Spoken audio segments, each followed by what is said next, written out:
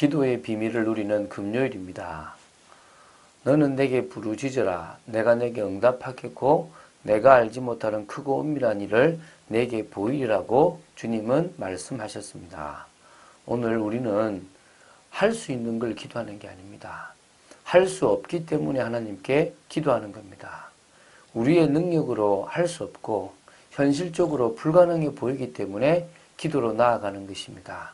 기도의 축복을 누리는 여러분 되시기를 주 예수 그리스도 이름으로 축원드립니다.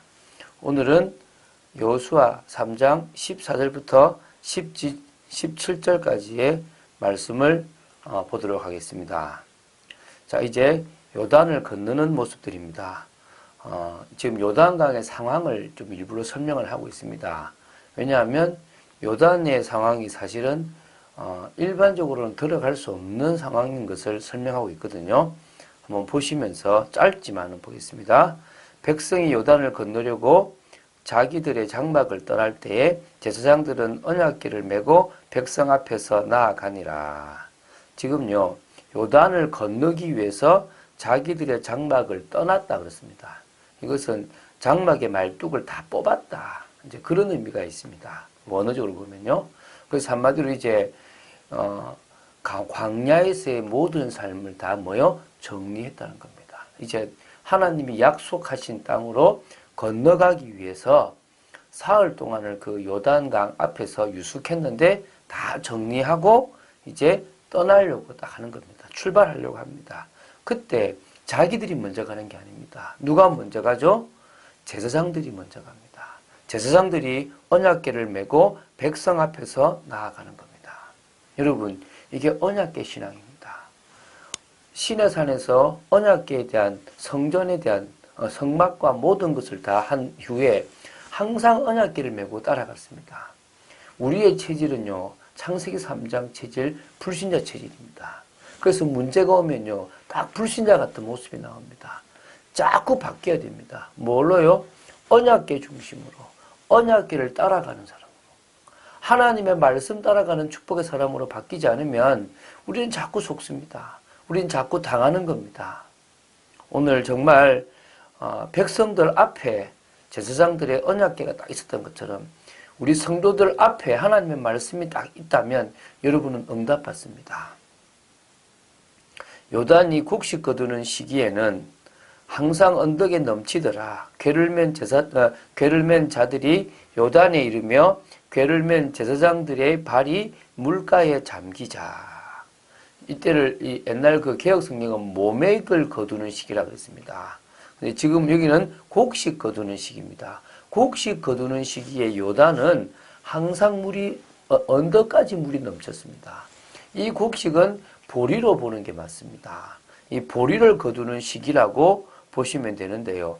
그때는 물이 항상 넘쳤다는 것을 이렇게 표현합니다. 이 말이 무슨 말입니까? 일반적인 이스라엘 백성은 어른이라도 건너갈 수가 없다는 겁니다. 걸어서는 갈 수, 헤엄쳐서 정탐꾼이 갔다가 왔죠. 헤엄쳐서 뭐든지 갔다 왔는데요. 일반적으로는 걸어서 도저히 요단강을 건널 수가 없는 아주 강하게 물이 차요. 예를 들어서 물이 가장 얕아서 그냥 조금 질퍽질퍽해도 갈 수 있고 물에 이만큼 잠겨도 갈 수 있으면 가는 겁니다. 그게 아니라 언덕까지 넘쳐서 다 잠기기 때문에 도저히 그 많은 식량이나 모든 것을 갖고는 그 어디로요?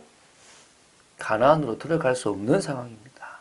그때 이제 뭐냐면 궤를 맨 자들이 요단에 이르며 궤를 맨 제사장들의 발이 물가에 잠기자. 도저히 그들은 이해할 수 없었지만 여호수아의 명령, 그것이 하나님의 말씀이고 명령인 줄 알고 그 말씀에 순종했습니다. 이게 역사의 시작입니다. 그들은 순종이라는 하나님 말씀의 순종이라는 것을 했다는 겁니다. 이게 홍해와 요단의 차이입니다. 제가 설명한다 그랬죠. 홍해는 뭐냐면 세례라고 표현하기도 하고요. 그래서 구원의 의미가 있습니다. 그래서 하나님은 뭐냐면 이 홍해를 지나갈 때는요, 딱 갈라놔 버렸습니다. 쫙 갈라놔서 인간이 어떤 결단이나 노력이나 의지를 가질 필요가 없이 하나님이 능력으로 보여주셨습니다. 구원은 그런 겁니다. 은혜로 말미암아 믿음이 생기고 은혜로 말미암아 깨달아지는 겁니다. 내가 뭘 했기 때문에 받는 것이 아니라 전적으로 하나님이 주시는 은혜라고 보실 수 있습니다. 그런데요, 뭐라고요? 이 요단강을 정복하는 것은, 요단강을 건너는 것은 가나안을 정복하는 겁니다. 이것은 구원받은 자 중에서도 하나님이 원하시는 사명과 통하는 사람, 세상에 하나님의 나라를 이루는 사람, 성령 충만의 능력이 있는 사람이 할 수 있는 겁니다. 그렇기 때문에요, 이것은 구원받았다고 다 하는 게 아닙니다. 이때는 그 국가적인 구원이고 국가적인 사역이기 때문에 그냥 따라오기만 하면 되지만, 지금은요 결단이 필요한 겁니다. 이때도 제사장들의 발이, 언약궤를 맨 제사장들 발이요 물에 잠겼다 그랬습니다. 그것에 대한 순종이 있었다는 것입니다. 이게 요단과 홍해의 차이라고 볼 수 있습니다.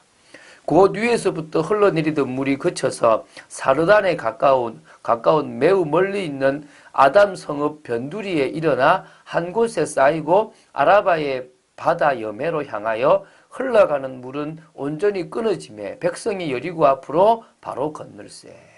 지금요 물이 끊겨버렸어요. 잠겼는데 그때부터 물이 싹 빠졌어요. 마른 땅이 되었다 그럽니다. 뒤에 보면요, 하나님은요 인간보다 더욱 과학적이고 인간보다 더욱 합리적이고 이성적이고 논리적이신 분이십니다.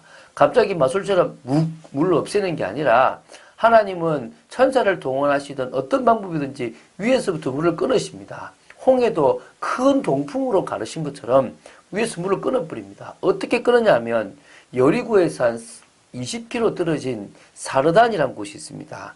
이 사르단은 히브리어로 차레탄이라고 얘기하는데요. 이게 이제 지금은 이제 그 사사기 7장 22절에 있는 스레라라는 그곳과 동일한 지역으로 이렇게 추정되거든요.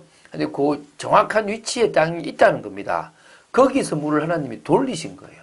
왜 그러냐면 거기서부터 가까운 성읍 중에서 가장 멀리 있는 아담 성읍까지 쭉 한 5km 되는 거리를 물을 돌려서 물벽을 만들어 버렸다는 겁니다. 물벽을 만든다 그랬지 않습니까? 물벽을 만들어서 그 물벽을 만들어 버린 겁니다. 이해가십니까? 하나님이 이 일을 시작하신 겁니다. 그러면 잘 보십시오. 20km 떨어진 그곳에서 이미 하나님은 물을 돌리셨습니다. 그런데 이스라엘이 볼 때는 아직 물이 빠지지 않았습니다. 그런데 제사장의 발이 딱 들어가는 그 순간에 맞춰서 물이 딱 끊어지게 만드셨습니다. 이게 하나님의 방법입니다. 우리가 볼 때는 아직 아무것도 안 된 것처럼 보이지만 하나님은 이미 당신의 일을 시작하신 겁니다.